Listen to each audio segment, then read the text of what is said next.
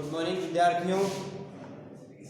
हमने अब तक जो पढ़ा इस पाठ में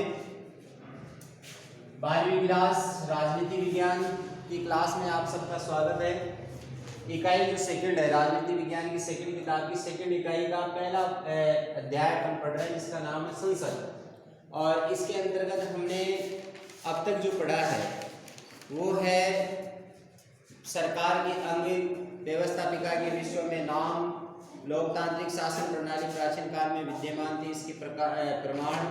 इसके अलावा संसद का गठन हमने पढ़ लिया था और संसद की शक्तियों के बारे में भी कल हमने अध्ययन किया था।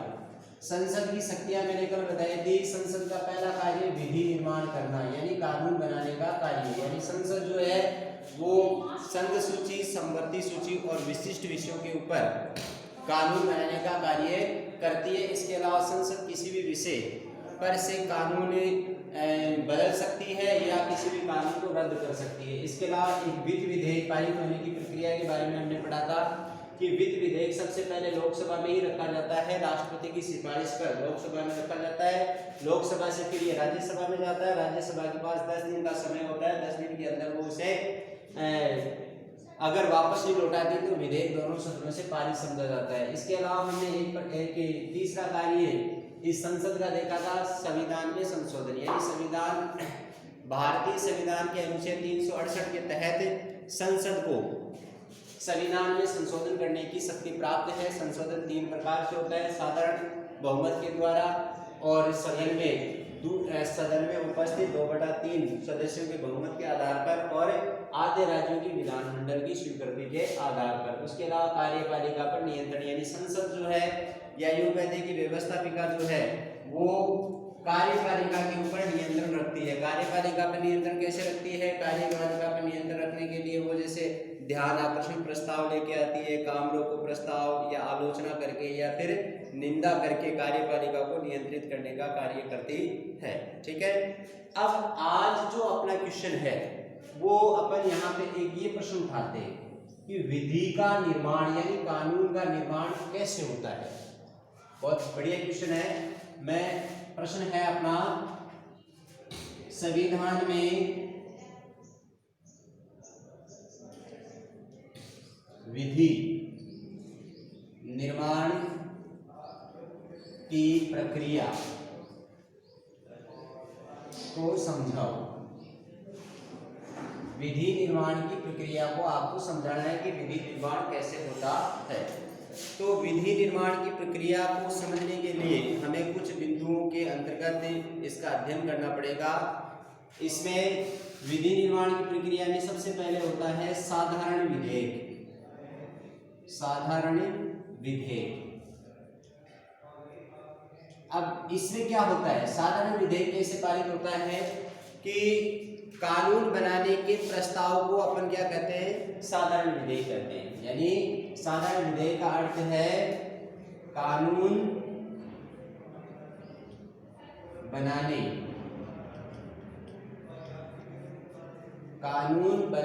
की या कानून बनाने के प्रस्ताव को, कानून बनाने के प्रस्ताव को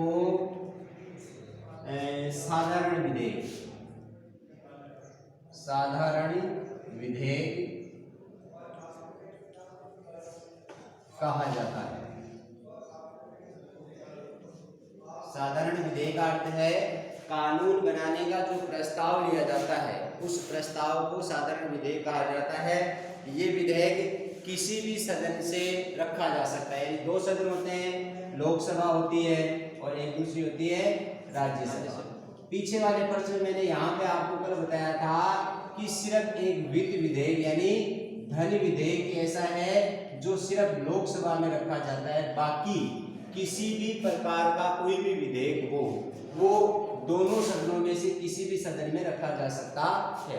सिर्फ एक वित्त विधेयक ऐसा विधेयक है जो लोकसभा में रखा जाता है। इसके अलावा किसी भी प्रकार का विधेयक जो है वो दोनों सदनों में से किसी भी सदन में रखा जा सकता है। तो यदि विधेयक मंत्रिपरिषद के किसी मंत्री ने संसद में रखा है, यानी ये जो विधेयक है, विधेयक अगर मान लीजिए कि किसी मंत्री ने रखा है, मंत्रिपरिषद की किसी मंत्री ने रखा है तो वो कहलाएगा क्या, सरकारी विधेयक। क्योंकि मंत्रिपरिषद के जो मंत्री होते हैं वो सरकार के ही क्या होते हैं, नुमाइंदे होते हैं। यानी संसद में अगर विधेयक मंत्रिपरिषद के किसी मंत्री ने रखा है तो उसको अपन क्या कहेंगे, सरकारी विधेयक। यहाँ पर भी एक प्रश्न बनता है आपका कि सरकारी विधेयक किसे कहते हैं, तो आपको बताना होगा क्या कि यदि संसद में विधेयक किसी मंत्री के द्वारा रखा गया है तो उसे अपन क्या कहेंगे, सरकारी विधेयक कहेंगे। और अगर मान लीजिए कि विधेयक किसी साधारण आदमी ने रखा है, साधारण व्यक्ति ने रखा है, जैसे मान लो कि आपने रखा या मैंने रखा, ठीक है, तो उसको अपन कहेंगे गैर सरकारी विधेयक।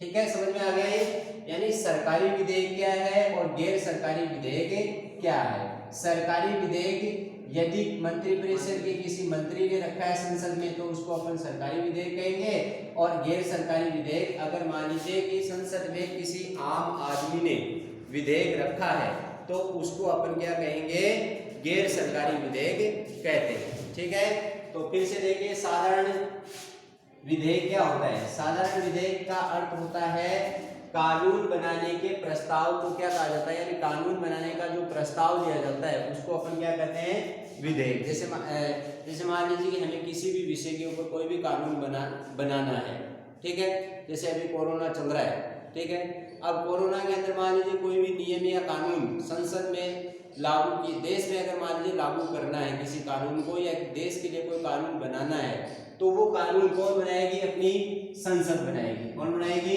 संसद बनाएगी। और संसद में कौन, लोकसभा और राज्यसभा दोनों सदन मिलकर के उसे बनाने का काम करेंगे। ठीक है, अब जैसे मान लीजिए कि धन विधेयक को छोड़ दे अपन, धन विधेयक तो लोकसभा में रखा जाएगा। फिर मान लीजिए कि कोई भी हम कानून बना रहे हैं तो लोकसभा और राज्यसभा में कहीं पर भी उस विधेयक को रखा जा सकता है।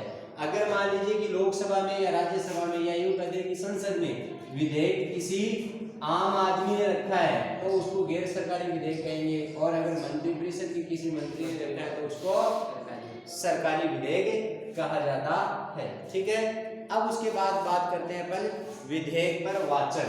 दूसरा चरण क्या आता है, विधेयक जो रखा गया है विधेयक पर वाचन। ये प्रक्रिया थोड़ी सी जटिल प्रक्रिया है।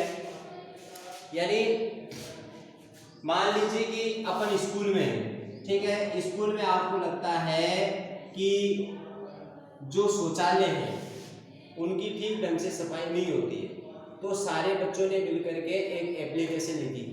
एप्लीकेशन लिख करके आप सबसे पहले किसको दोगे, अपने क्लास टीचर को दोगे। ठीक है, वो पहला सदन हो गया, मान लीजिए क्लास टीचर क्या हो गया, पहला सदन। ठीक है, अगर क्लास टीचर को लगता है कि आपकी मांग वाजिब है तो वो उस एप्लीकेशन को कहाँ पहुंचाएगा, प्रिंसिपल के पास पहुंचाएगा। ठीक है, यानी वो दूसरे सदन में गया।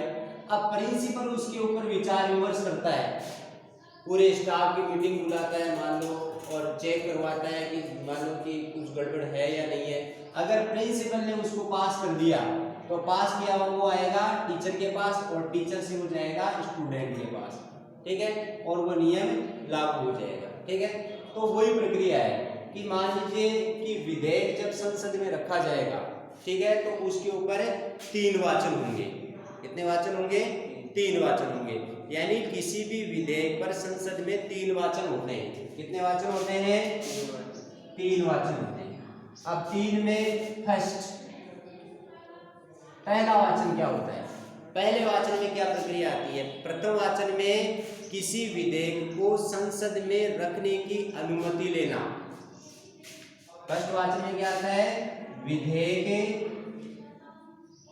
को संसद में रखने की अनुमति। किसी भी विधेयक को संसद में रखने की अनुमति लेना क्या कहलाता है, प्रथम वाचन होता है। यानी प्रथम वाचन के अंतर्गत आप जिस विषय के ऊपर कानून बना रहे हो, ठीक है, उस विषय को आप संसद में, जैसे मान लीजिए कि संसद के अंदर 545 सदस्य लोकसभा में बैठते हैं। अब लोकसभा में किसी एक मंत्री के दिमाग में कोई चीज आई कि भाई इस विषय के ऊपर, जैसे मान लो महिला के ऊपर आज अत्याचार हो रहा है, ठीक है, तो महिला के ऊपर अत्याचार हो रहा है, तो महिला संबंधी या महिला सशक्तिकरण के संबंध में अगर मान लीजिए किसी भी मंत्री के दिमाग में कोई कानून आता है, तो वो कानून क्या करता है, कानून की क्या प्रक्रिया, उसको आप अपने एक विधेयक में लिखेगा, वो अपने एक पेज पे लिखेगा या फिर एक प्रार्थना पत्र के रूप में उसको लिखेगा, और लिखने के बाद वो क्या करेगा, उसको संसद में रखने की अनुमति लेगा। लोकसभा में रखना है तो लोकसभा अध्यक्ष से लेगा, और राज्यसभा में रखना है तो राज्यसभा के सभापति से अनुमति लेगा। यानी किसी भी विधेयक को संसद में रखने की अनुमति लेना ही क्या कहलाता है, प्रथम वाचन होता है। उसके बाद होता है दूसरा वाचन, फिर आता है सेकेंड वाचन। सेकेंड वाचन में क्या होता है, सेकेंड वाचन के अंतर्गत क्या होता है, अनुमति उसे मिल जाती है, भाई आप क्या जो भी विचार आप संसद के अंदर रख सकते हो, ठीक है। तो अनुमति मिलने पर उस विधेयक पर चर्चा और विचार विमर्श करने के लिए एक प्रवर समिति बनाई जाती है। क्या बनाई जाती है, यानी विधेयक पर विचार करने के लिए प्रवर समिति का गठन किया जाता है। मान लीजिए कि मंत्री, आपके दिमाग में कोई चीज आई, आप संसद के सदस्य हैं, आपने वो विधेयक संसद में रखा, पहला वाचन पूरा हो गया, ठीक है। उसके बाद जब वो विधेयक संसद के अंदर रखा जाएगा तो उस विधेयक के ऊपर चर्चा करने के लिए संसद एक समिति बनाती है, इसका नाम है प्रवर समिति। कई बार प्रश्न आता है प्रवर समिति क्या है, इसका क्या कार्य है, तो किसी भी विधेयक के ऊपर चर्चा और विचार विमर्श करने के लिए जो समिति बनाई जाती है उसको अपन क्या कहते हैं, प्रवर समिति कहते हैं। ये समिति उस विधेयक पर बारीकी से चर्चा करती है, ठीक है, और प्रत्येक धारा को अच्छी तरह से समझती है और पुनः उस विधेयक को संसद या सदन में रखती है, ठीक है।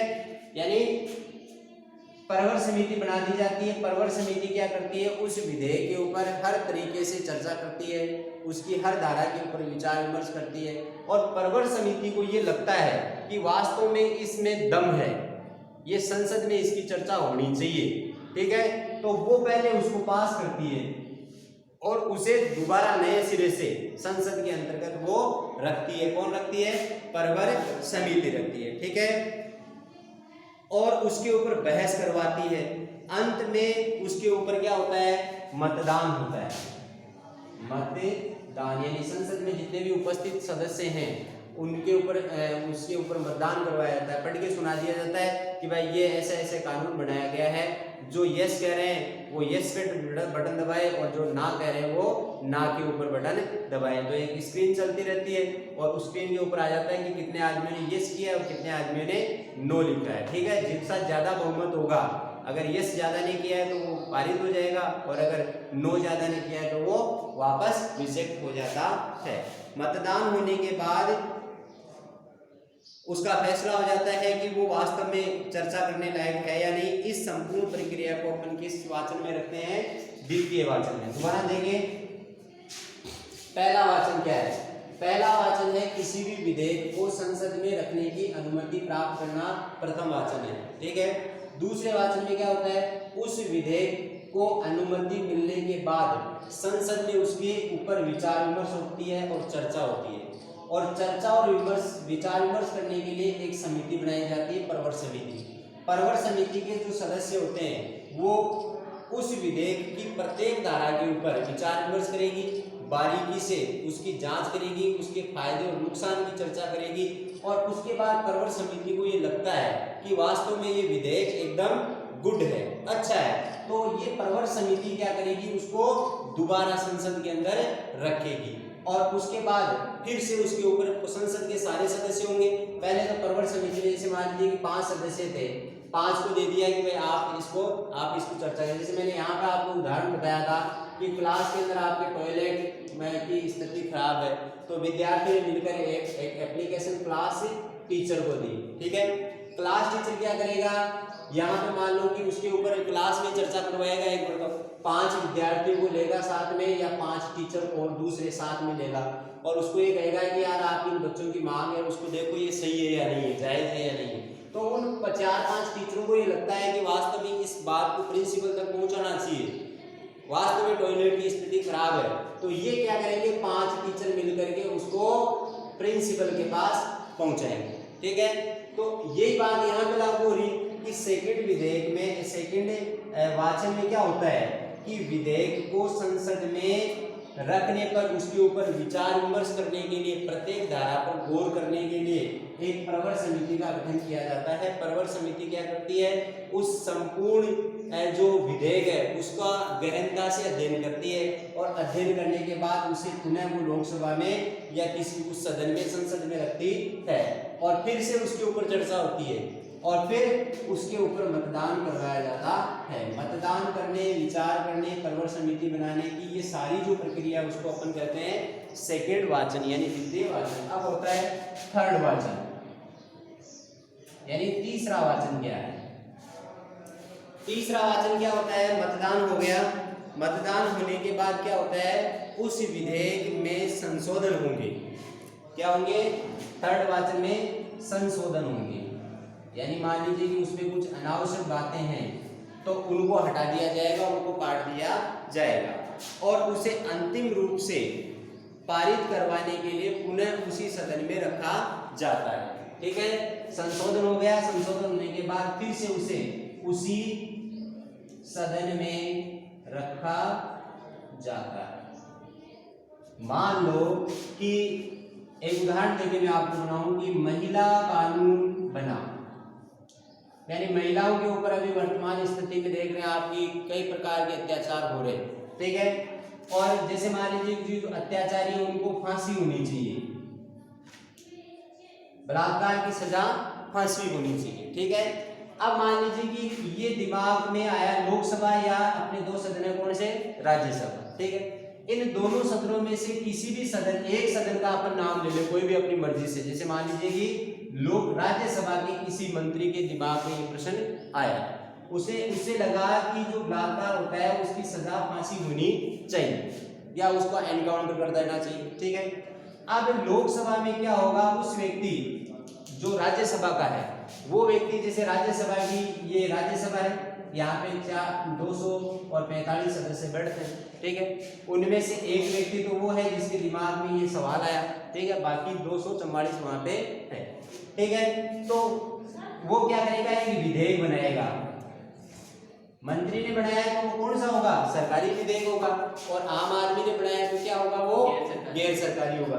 मंत्री के दिमाग में आया तो ये सरकारी विधेयक क्या होगा, सबसे पहले लोकसभा में रखने की वो अनुमति लेगा, पहले विधेयक। ठीक है, तो अगर मान लीजिए उस विधेयक को संसद में रखने की अनुमति उसे मिल जाती है तो पहला चरण पूरा हो गया। ठीक है, अब दूसरे चरण में क्या होगा, उस वो विधेयक जो राज्यसभा है उस राज्यसभा में विचार विमर्श करने के लिए राज्यसभा क्या करेगी, प्रवर समिति का गठन करेगी। इसमें 5 या 10 सदस्य होंगे। वो प्रवर समिति के सदस्य उस सारी जो विधेयक बना उसके ऊपर, प्रत्येक धारा के ऊपर विचार विमर्श करेगी और विचार विमर्श करने के बाद उसको वो फिर से सदस्यों के बीच, इन 244 के बीच उस चीज को रखेगी कि भाई क्या करना है क्या नहीं करना है। ठीक है, अब उसके ऊपर फिर होगा मतदान। मतदान में मान लीजिए कि ज्यादा बहुमत आ गया तो वो पास हो गया। ठीक है, मतदान तक की प्रक्रिया दूसरे चरण में आती है। फिर तीसरे चरण में इसमें हो सकता है कि सारी बातें सही नहीं हो, कुछ बातें जो गलत है उसको हटा दिया जाता है, काट छांट संशोधन कर दिया जाता है। फिर उसे क्या किया जाएगा, उसी सदन में ये 242-45 सदस्यों के सामने उसको फिर से रखा जाएगा। उसी पहले सदन की बात कर रहा हूँ, अभी एक ही सदन है, अभी दूसरे में नहीं आया वो। पहले सदन में 3 वाचन होंगे। सदन में विधेयक को रखने की अनुमति मिलना प्रथम वाचन है, फिर अनुमति मिलने के बाद उसके ऊपर विचार विमर्श करने के लिए प्रवर समिति करना और मतदान करना दूसरा चरण है। उसमें संशोधन करके उसको उसी सदन में रखना क्या कहलाता है, तीसरा चरण कहलाता है। ठीक है, ये हो गए 3 वाचन। अब ये विधेयक आता है, ये विधेयक को दूसरे सदन में रखना, ये यहाँ तक अभी आपने देखा, ये पहले सदन की बात हो रही है। ये जो पहले वाचन जो है ना, पहले वाले सदन में जिस सदन से बात उठी है उसी सदन में थी। अब यहाँ से क्या होगा कि विधेयक सदन में रखा भी जा चुका है, उसके ऊपर विचार करने के लिए प्रवर समिति बना दी गई, प्रवर समिति ने हाँ भी कर दी, उसके बाद उसके ऊपर मतदान भी हो गया। मतदान होने के बाद उसमें जो अनाव चीजें हैं उनको हटा दिया गया तीसरे चरण में, और उसको फिर उसी सदन में रखा जाता है। और मतदान करवाने के बाद जब वो पहले सदन से पास हो जाता है, पहले सदन से क्या हो गया, पास हो गया, अब उसको दूसरे सदन में रखा जाता है उस विधेयक को। अब ये यहाँ जैसे मान लीजिए राज्यसभा की बात करें तो राज्यसभा से पास होने के बाद ये आता है कहाँ पर, लोकसभा में आता है, ठीक है, दूसरे सदन में आता है। दूसरे सदन में भी वही 3 वाचन होंगे उसके ऊपर, क्या होंगे, यानी प्रथम सदन से विधेयक पारित होने के बाद उसे दूसरे सदन में भेज दिया जाता है, ठीक है। दूसरे सदन में भी उस विधेयक पर वही 3 वाचन होंगे जो पीछे हुए, ये 3 वाचन इस दूसरे सदन में भी होते हैं, ठीक है। और यदि दूसरा सदन भी उस विधेयक को पारित कर देता है तो वह विधेयक दोनों सदनों से पारित समझा जाता है और अंत में राष्ट्रपति के हस्ताक्षर हेतु उसे रख दिया जाता है, यानी राष्ट्रपति का हस्ताक्षर होने के बाद वह कानून बन जाता है, ठीक है। यानी प्रथम सदन से पास होने के बाद वो विधेयक दूसरे सदन में आएगा, दूसरे सदन में भी वही उसके ऊपर 3 वाचन होंगे, और 3 वाचन होने के बाद मान लीजिए कि दूसरा सदन भी उसे पारित कर देता है मतदान के बाद, वही मतदान होगा, दूसरे सदन में मतदान होगा, संशोधन भी होगा, सारी चीजें होगी, ठीक है। यानी दूसरे सदन में रखने की अनुमति दी जाएगी पहले चरण में, फिर दूसरे चरण में वही प्रवर समिति बनेगी, उसके ऊपर विचार विमर्श होगा, फिर उसमें संशोधन होगा, फिर मतदान होगा, ठीक है। अब मतदान होने के बाद मान लो दूसरा सदन भी उसको पास कर देता है तो राष्ट्रपति के हस्ताक्षर होने के बाद वो कानून बन जाता है, ठीक है। ये हो गया आपका दूसरे सदन में रखना। अब यहाँ पर आपको एक चीज ध्यान रखनी है, क्या कि यदि मान लो कि दूसरे सदन में वो विधेयक आता है, ठीक है, और दूसरे सदन में 6 महीने तक उस विधेयक पर मान लो कोई चर्चा ही नहीं हो, ठीक है, चर्चा नहीं हो, अर्थात दूसरा सदन उस विधेयक को अस्वीकार कर दे, या तो चर्चा ही नहीं हो, या मान लो दूसरा सदन उसे अस्वीकार कर दे तो दोनों सदनों में मतभेद उत्पन्न हो जाता है। भाई जैसे मान लीजिए इसने उसको पारित कर दिया, यहाँ आ गया वो दूसरे सदन में, 6 महीने तक दूसरे सदन ने उसके ऊपर कोई ध्यान ही नहीं दिया, या मान लीजिए कि दूसरा सदन उसे अस्वीकार कर देता है, तो लोकसभा और राज्यसभा दोनों सदनों में क्या हो जाएगा, मतभेद उत्पन्न हो जाता है। तो ऐसी स्थिति में तनाव हो जाता है, और फिर इस तनाव को कम करने के लिए, मतभेद को मिटाने के लिए क्या किया जाता है, फिर दोनों सदनों की संयुक्त बैठक बुलाई जाती है, ठीक है। अगर मान लो कि यहाँ पारित हो जाता है तब तो कोई मामला ही नहीं बनता है, वो कानून बन जाता है राष्ट्रपति के हस्ताक्षर के बाद। मगर बाय मान लो कि ये इसे अस्वीकार कर दे तो दोनों सदनों में मतभेद पैदा हो जाता है, और मतभेद पैदा होने के बाद क्या होता है, तीसरा स्टेप शुरू होता है, यानी फिर बाद में क्या होता है, 3 नंबर में ये हो गया, फिर चौथा नंबर का पॉइंट आपका आता है नंबर 4, यानी दोनों सदनों की संयुक्त बैठक। दोनों सदन कौन से, यानी लोकसभा और राज्यसभा, दोनों सदनों की फिर संयुक्त बैठक होती है मतभेद होने पर, ठीक है। दोनों सदनों की क्या होती है, संयुक्त बैठक होती है, दिखा दे रहा हूं, दोनों सदनों की संयुक्त बैठक होती है। अब संयुक्त बैठक में क्या होता है, संयुक्त बैठक में क्या होता है, दोनों सदनों में उत्पन्न मतभेद को समाप्त करने के लिए संसद के दोनों सदनों की संयुक्त बैठक बुलाई जाती है। ये बैठक कौन बुलाएगा, राष्ट्रपति बुलाएगा। कौन बुलाता है, कई बार प्रश्न आता है दोनों सदनों की संयुक्त बैठक कौन बुलाता है, तो राष्ट्रपति बुलाता है, ठीक है। इसकी अध्यक्षता कौन करता है, बुलाता तो कौन है, बुलाता है राष्ट्रपति, और अध्यक्षता कौन करता है, इसकी अध्यक्षता करता है लोकसभा अध्यक्ष। कौन करेगा, लोकसभा अध्यक्ष। दोनों संयुक्त बैठक की अध्यक्षता कौन करेगा, लोकसभा अध्यक्ष। और फिर संयुक्त बैठक में निर्णय दोनों सदनों के उपस्थित सदस्यों के मतदान करने वाले सदस्यों द्वारा साधारण बहुमत से किया जाता है। ठीक है, अब मान लो कि दोनों सदन हो गए, पहले जैसे लोकसभा में 545 सदस्य होते हैं, राज्यसभा में 245 सदस्य होते हैं, ये सब मिल मिला करके, और जरूरी नहीं कि सारे के सारे आए, हो सकता है इनमें से कम ही आए, पूरे नहीं पहुंच पाए, तो जितने भी उपस्थित सदस्य हैं, उपस्थित